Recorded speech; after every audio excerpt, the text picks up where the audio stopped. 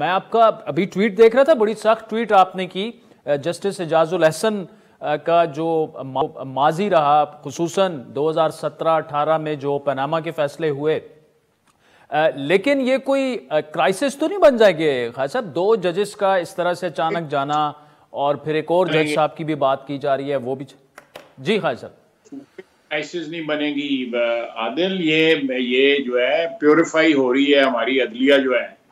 इन लोगों ने जिस तरह अदल को बेचा है पिछले 5-7 साल में, इन लोगों का हमारे अदालत उज़्मा के बेंच में होना हमारे लिए एक कौमी नदामत का था। ये कौमी नदामत थी हमारी। इन लोगों से जान छूटी है। ये मैं समझता हूँ कि बड़ा एक अच्छा शगुन है अदलिया के लिए। अदलिया जो है वो इन अदल फरोशों से जान छोड़ने के बाद जो है अदलिया जो है कम से कम लोगों का एतमाद बहाल होगा इसके अदलिया पे जो है। अच्छा खान साहब, इसमें एक अहम सवाल है कि इनको जोड़ा जाता है साकिब निसार से। हम ख्याल से मैं ज्यादा कुछ नहीं कहूंगा, लेकिन उमर अता बंदियाल का भी फिर कहा जाता है। तो जो लोग इस्तेमाल हुए वो तो हुए, लेकिन जो सरगना थे उनके खिलाफ तो उनकी पार्टी भी एक सिंपल दरखास्त लेके जा सकती है कि उनके खिलाफ भी कार्रवाई हो। खुसूसन जो नवाज शरीफ को जिस तरह से नायल करवाया गया, और या उसके अलावा जितने कंट्रोवर्शियल फैसले थे, तो कार्रवाई क्यों नहीं हो सकती जज साहिबान के खिलाफ? आपने बड़ा अच्छा सवाल किया है। मैं इसका कानूनी जो मुज़मरात हैं या इसकी जो इम्प्लीकेशंस हैं उनके मुतल्लिक मैं कुछ कह नहीं सकता। मेरी लाइल्मी जो है, मैं उसके लिए माफ़ी चाहता हूँ। लेकिन ये जो आपने बात की है, ये इसका कोई फैसला ज़रूर होना चाहिए।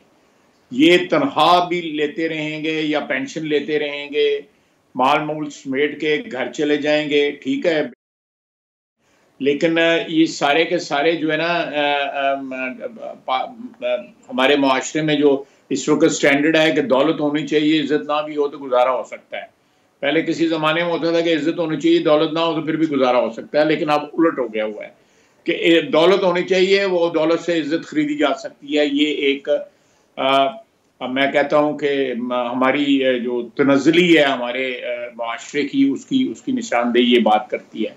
लेकिन इन लोगों का ये ट्रक वाले एक जो मशहूर थे जिन्होंने कल इस्तीफा दिया है, ये लोग जो कह रहे थे कि पनामा का जो है सदियों तक जो है फैसला याद रहेगा, ये एजाजुल अहसन साहब जो है जिन्होंने आज इस्तीफा दिया है, मैं समझता हूँ कि ये का बायस है ऐसे लोग जब अदालत उज़्मा तक पहुंच जाएं।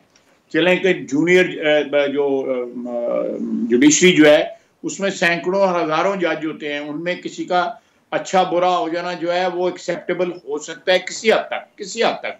लेकिन जहां पे सिर्फ 17 जज हों और उनमें ये जो है इस किस्म के जज जो हमें बैठे हुए हैं, देखना 2 गए हैं तो 10% तो हो गए, बल्कि 10% से ज्यादा 12-13% तो हो गए, और सुना एक और भी जा रहा है, तो उसके बाद तो ये तकरीबन जो है इससे भी ज्यादा हो जाएंगे। ये 30% से भी ज्यादा, मेरा हिसाब जरा कमजोर है, तो ये तकरीबन 15-16-17% के करीब हो जाएंगे। तो अब जिस मुल्क में अदालत उज़्मा में ऐसे लोग बैठे हों, और मैं सबसे बड़ी ट्रेजेडी ये है आदिल कि हम लोग जो है 1,68,000 रुपये तनख्वाह लेते हैं, 1,68,000 रुपये तनख्वाह लेते हैं। ना कोई हमें कोई घर मिलता है, ना कोई हमें गाड़ी मिलती है, कुछ भी नहीं मिलता। बिजली का बिल खुद देते हैं हम, गैस का बिल खुद देते हैं, पानी का बिल खुद देते हैं। ये सारे का सारा जो है टोटल हर चीज मुफ्त है इनकी। प्रोटोकॉल इनका साथ है, हमारे पास उसके हमारे पास एमएनए की